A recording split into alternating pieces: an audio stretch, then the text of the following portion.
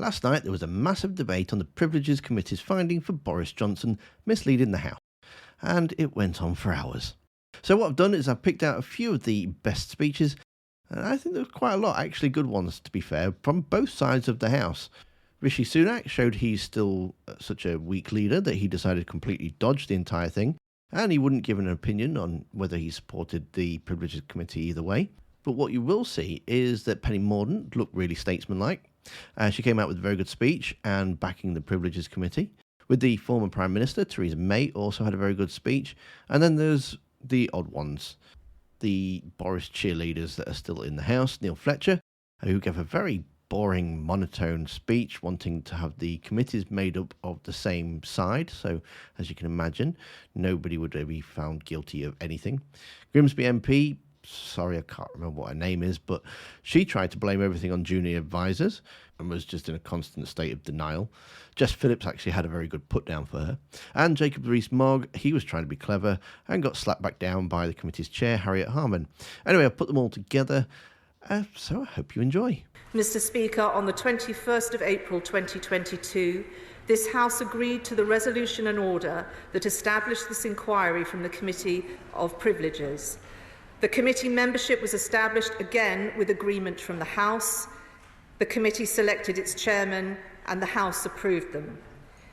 And it commenced its consideration of this matter on the 29th of June 2022 and published its report on the 15th of this month. The motion before us today is not only votable but is amendable, and no amendments have been tabled against the motion today. The committee's report found that Mr. Johnson deliberately misled the House and the committee, and in doing so committed a serious contempt.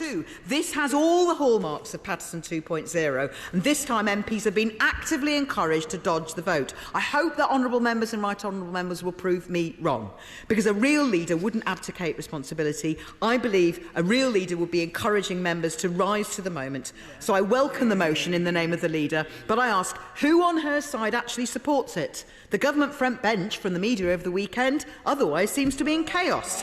Just yesterday, the Levelling Up, where are they? The Levelling Up Secretary said he disagrees with the committee's conclusions. Does the leader know how many of her other cabinet colleagues aren't supporting her motion? It is quite wrong that this weak Prime Minister waved through this dishonourable honours list. I think he should really have thought again. And this is where I struggle.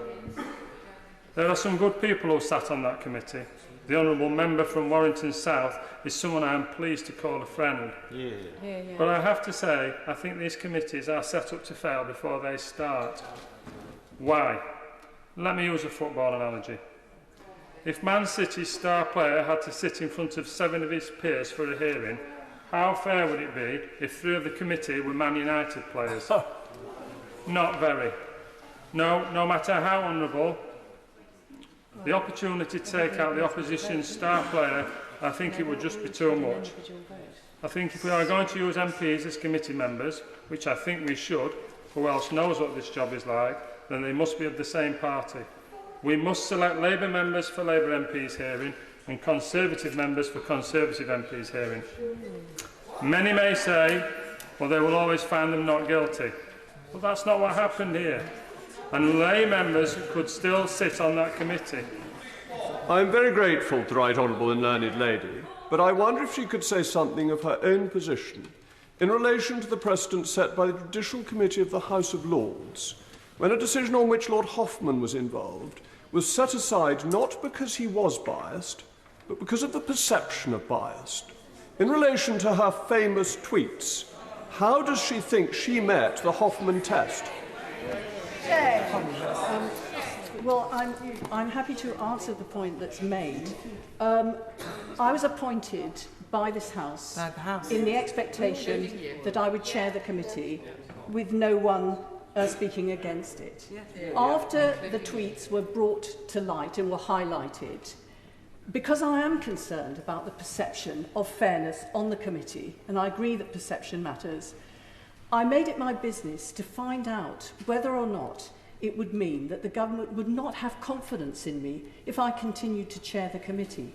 And I actually said I am more than happy to step aside because Perception matters, and I don't want to do this if the government doesn't have confidence in me, because I need the whole House to have confidence in the work that the committee has mandated.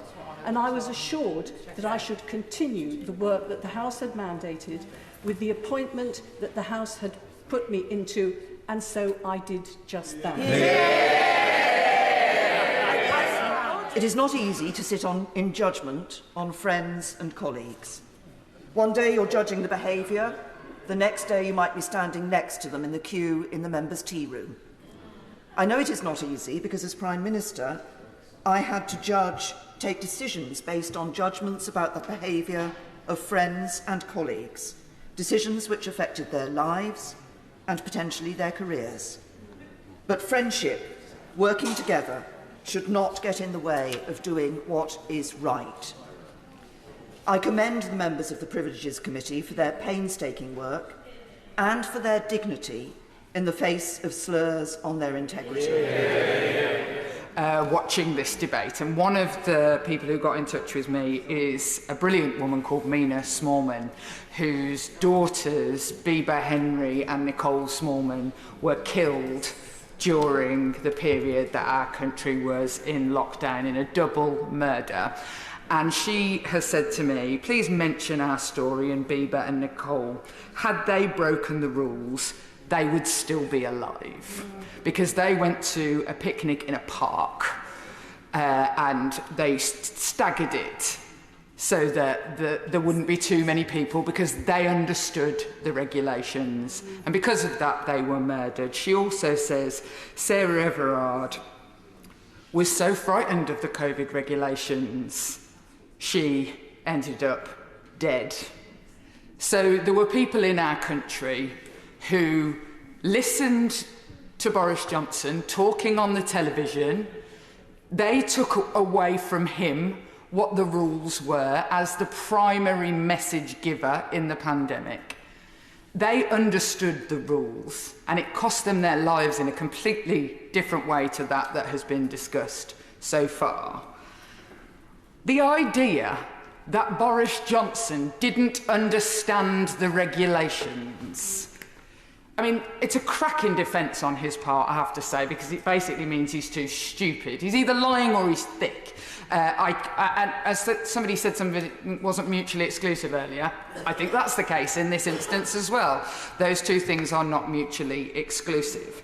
Because I cannot see where the evidence is where Boris Johnson misled Parliament knowingly, intentionally or recklessly. I'm from Grimsby and I have to say it as I see it. Order. It is important to listen to the Honourable Lady. Leonici. Thank you, Madam Deputy Speaker. I have to say it as I see it, because that's what my constituents would want me to do. Yes, I have read it, and I think that is quite an appalling question to ask a member in this House. The reality is that Boris Johnson did not, knowingly or intentionally, mislead this House. The reason, if people would like to listen, that I say that is that last year for 6 months I was one of Boris Johnson's parliamentary private secretaries. The reality is that there were some people who had parties. Sadly, those people were unelected officials who still should have stood by making sure that they weren't having ministers potentially in difficult situations by advising them incorrectly. That Boris Johnson had not been aware of these parties that had been going on. Now, Lady, I'm from Birmingham and I say it as I see it. Do you think there's any chance that Boris Johnson could also have lied to her?